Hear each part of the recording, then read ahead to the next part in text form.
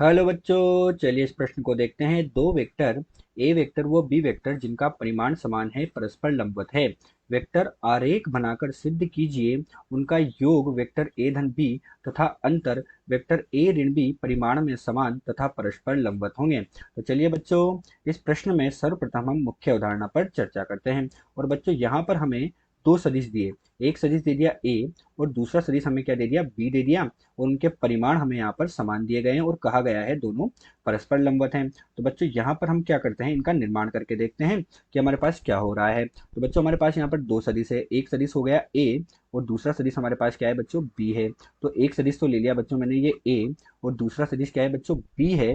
तथा ये दोनों परस्पर एक दूसरे के लंबवत हैं, तो ये एक दूसरे के लंबवत हुए।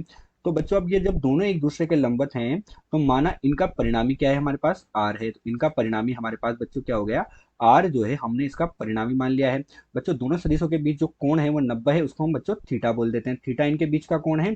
तथा हमने क्या माना कि जो ये आर इनका परिणामी है ये सदिश ए से अल्फा कोण बनाता है। तो बच्चों अब इनका जो परिणामी होगा दोनों सदिश का वो किसके बराबर होगा, तो दोनों सदिश का परिणामी हमारे पास ए सदिश और बी सदिश के परिणामी के बराबर होगा। तो बच्चों हम लिख देते हैं कि जब हमारे पास सदिश का परिणामी जो है ये ए सदिश और बी सदिश के परिणामी के बराबर हो तो उस स्थिति में जो परिणामी होता है इसका जो परिमाण होता है आर वो किसके बराबर आता है बच्चों, तो ये हमारे पास बराबर आता है दोनों सदिश जो हैं।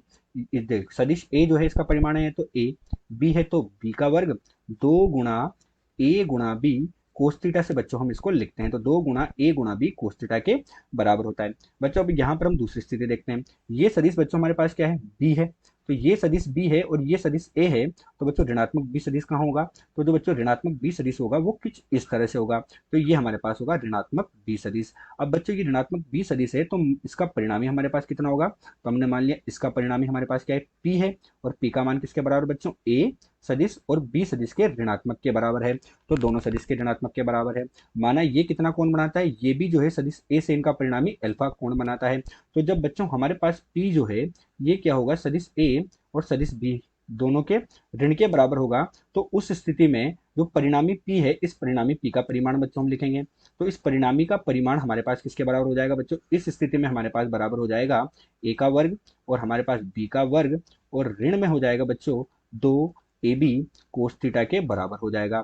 अब बच्चों यहाँ पर क्या हो रहा है, यहाँ पर हम देख रहे हैं कि ये अल्फा कोण बना रहा है कहाँ से, सदिश ए से। तो हमारे पास जो अल्फा कोण बना रहा है तो इसकी दिशा हम ज्ञात कर सकते हैं। और वो बच्चों हम किससे निकालते हैं, वो हमारे पास आती है टेन अल्फा से। तो टेन अल्फा से बच्चों वो किसके बराबर होती है, बी साइन थीटा बटे ए धन बी कोस थीटा के बराबर होती है, ए धन बी कोस थीटा के बराबर होती है। तो टेन अल्फा ये होता है। तो इस प्रकार हम दोनों सदिशों के योग का और ऋण का परिमाण ज्ञात कर सकते हैं तथा उनकी दिशा ज्ञात कर सकते हैं। यही हमारे पास इस प्रश्न की मुख्य अवधारणा है। तो चलिए बच्चों अब हम प्रश्न को हल करते हैं। तो बच्चों पहली स्थिति में अब हम प्रश्न को हल करेंगे। जब हमारे पास क्या है बच्चों, परिणामी सदिश आर जो है वो सदिश ए तथा सदिश बी के बराबर है। तो इस स्थिति में हम परिमाण ज्ञात करेंगे। तो आर बराबर बच्चों हमारे पास कितना हो जाएगा, आर बराबर बच्चों हम ज्ञात करेंगे, लेकिन हमें प्रश्न में क्या कहा गया कि जिनका परिमाण समान है, परिमाण समान है अर्थात ए और बी बराबर है। ए और बी बराबर है तो आर का मान बच्चों कितना हो जाएगा, आर का मान हमारे पास हो जाएगा ए का वर्ग धन ए का वर्ग दो गुणा ए यानी दो ए का वर्ग कोस थीटा के बराबर होगा। बच्चों थीटा का मान कितना है, 90 डिग्री है। थीटा का मान 90 है तो कोस 90 का मान बच्चों 0 हो जाएगा। अतः आर का मान हमें कितना प्राप्त हो जाएगा बच्चों, वर्गमूल दो गुणा ए के वर्ग के बराबर प्राप्त होगा। अर्थात हमें इसका मान वर्गमूल दो गुणा ए के बराबर प्राप्त हुआ जब आर का मान ए धन बी के बराबर है। इस स्थिति में बच्चों हम कोण का मान ज्ञात करते हैं। तो टेन अल्फा, टेन अल्फा बच्चों बराबर कितना है हमारे पास, बी साइन थीटा हमने लिखा। तो बी की जगह बच्चों कितना हो जाएगा ए और थीटा का मान कितना है, 90 डिग्री, साइन 90 डिग्री। ए और बी हमारे पास क्या है, बराबर है। नीचे कितना है बच्चों, ए प्लस बी कोस थीटा अर्थात ए प्लस ए कोस 90 डिग्री हो जाएगा। तो कोस 90 का मान 0 हो जाएगा। तो ए से ए कट जाएगा और टेन अल्फा का मान हमें कितना प्राप्त होगा बच्चों, टेन अल्फा का मान हमें 1 प्राप्त होगा। अर्थात कितने डिग्री के कोण पर होना चाहिए बच्चों, ये 45 डिग्री के कोण पर होना चाहिए। तो ये हमारे पास कितना होगा, 45 डिग्री होगा।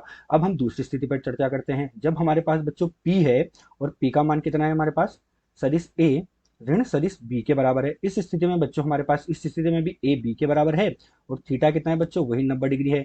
तो थीटा 90 डिग्री है तो बच्चों कोस 90 का मान 0 होगा और परिणामी P का मान हमें कितना प्राप्त होगा बच्चों, यहाँ पर हम देखते हैं। तो परिणामी P का मान हमें प्राप्त हो जाएगा A का वर्ग ऋण A का वर्ग और ऋणात्मक चिन्ह दो ए बी और कोस 90 रखेंगे बच्चों। कोस 90 रखेंगे तो इसका मान फिर से 0 प्राप्त होगा, अर्थात हमारे पास परिणामिक p का मान कितना प्राप्त हो जाएगा, वर्गमूल 2 गुणा a के बराबर प्राप्त हो जाएगा। और इस स्थिति में जो दिशा होगी बच्चों उसका मान हमें कितना प्राप्त होगा, तो इस स्थिति में भी tan अल्फा का मान बच्चों हमें b sin थीटा, वही b sin थीटा यानी a sin 90 बटे a धन a कोस 90 होगा, a धन a कोस 90 होगा, अर्थात हमें tan अल्फा का मान बच्चों कितना प्राप्त होगा, 1, अर्थात अल्फा का मान बच्चों में कितना प्राप्त हो जाएगा, 45 डिग्री के बराबर प्राप्त होगा।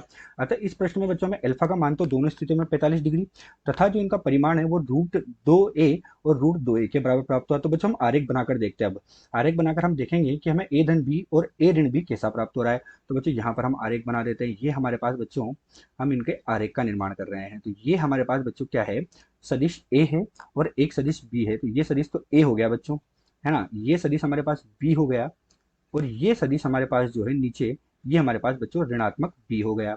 ये 3 सदिश हमारे पास हुए बच्चों।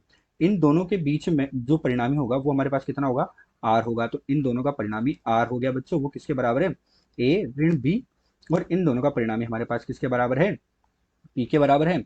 वो तो है बच्चों a धन b के बराबर, और ये a ऋण b के बराबर हमारे पास हो गया।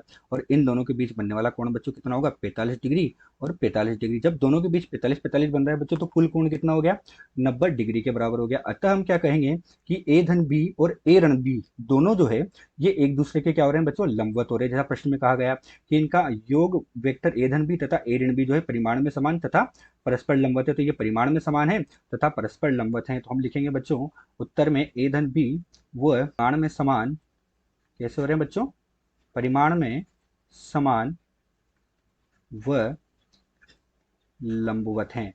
ये हमारे पास परिमाण में समान है और लंबवत है। अतः दिया गया जो प्रश्न है इसमें दोनों के योग व अंतर के परिमाण अंतर जो है वो परिमाण में समान है, वो एक दूसरे के लंबवत है। आशा करते हैं दिया हुआ प्रश्न आपको समझ आया होगा। धन्यवाद।